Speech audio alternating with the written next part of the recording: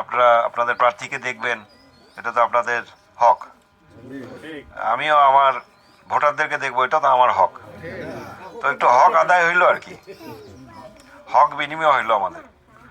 আর সঙ্গে সঙ্গে জানলাম, দেখলাম আপনাদের এলাকার করুণ অবস্থা। 54 বছর গেছে দেশ স্বাধীন হওয়ার পরে, 12 জন এমপি বানাইছেন আপনারা এই পর্যন্ত, কিন্তু আপনাদের অবস্থা এরকমই থেকে গেছে। কেন এরকম থাকলো একটু চিন্তা করলে বোঝা যায় যে আমাদের ভোট দেওয়ায় হয়তো বা গন্ডগোল ছিল একটু। আমরা সরকারের সঙ্গে ভোট দিতে পারি নাই। সরকারের সঙ্গে থাকতে হয় এলাকার উন্নয়ন করতে হলে। তো এবার সেই সুযোগটা আসছে।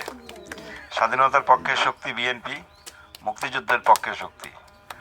এখন দল দুইটাই আছে নির্বাচনে, এক বাংলাদেশের পক্ষের শক্তি, আর একটা বাংলাদেশের বিপক্ষের শক্তি। ওই হুজুররা দাঁড়িপাল্লা নিয়ে যারা নির্বাচন করছে।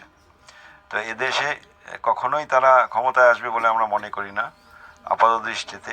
অতীতে তারা এর আগে যেই আসন পেয়েছিল তাতে কোনোভাবেই তাদের সরকার গঠনের সম্ভাবনা আমরা দেখি না।